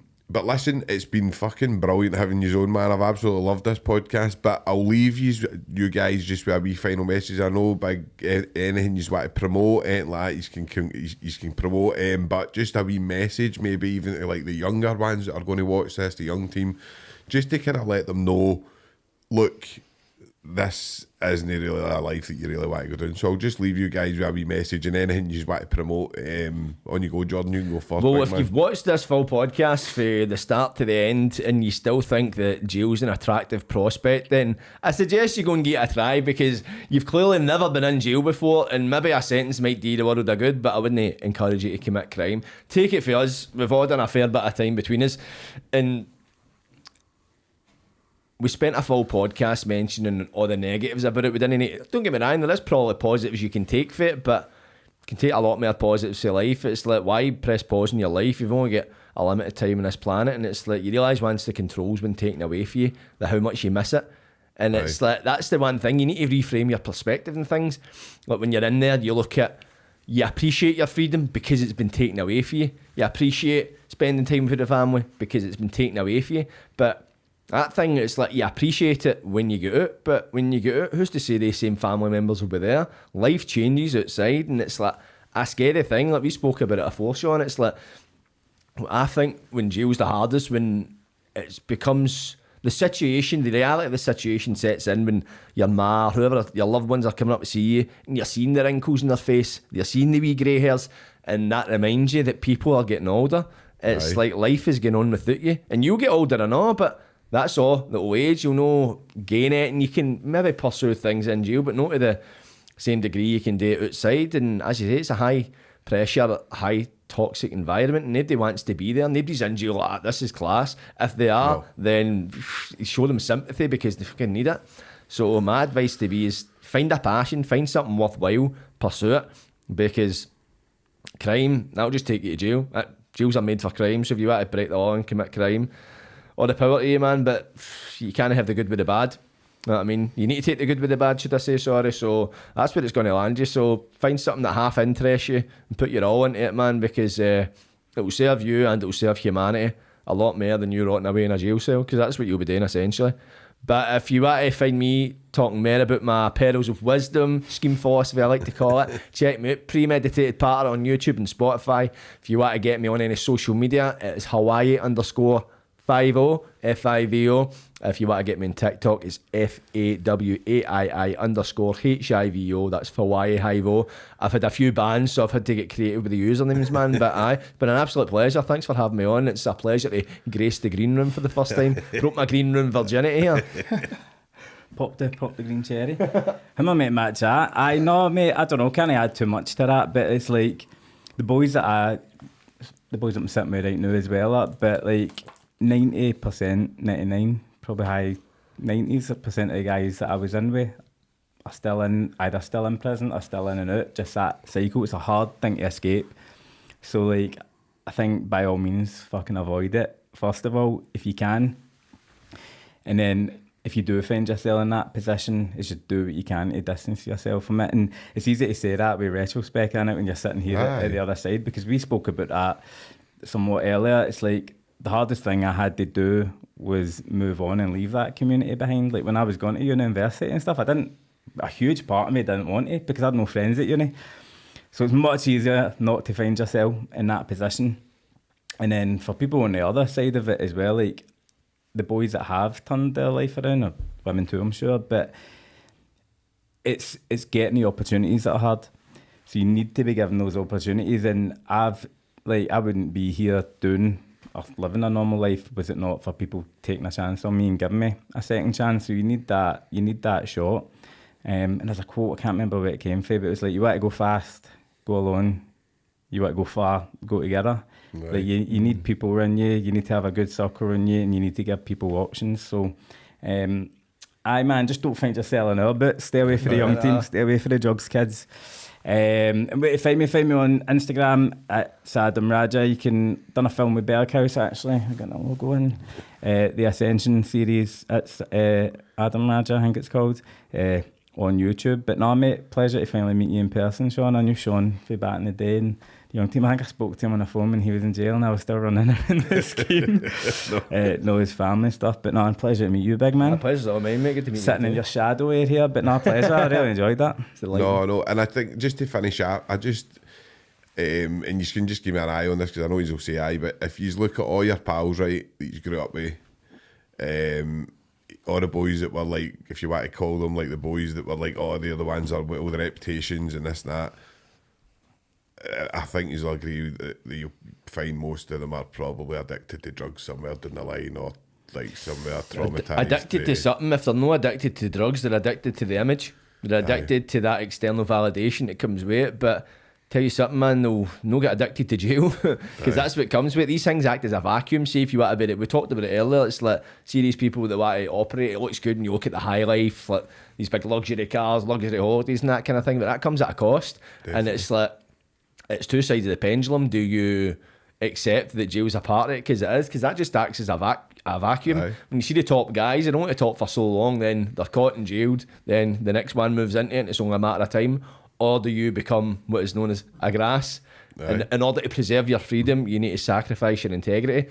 And not a lot of people want to admit it, but that's the only two outcomes you've got. Or do you do a long jail stint, come back out and you probably get nothing left, as you say, 10, 20 years in the jail. Everybody's moved on, all your money's gone. Is it worth it? So, no, definitely. Good way to put it, man. 5-0, definitely.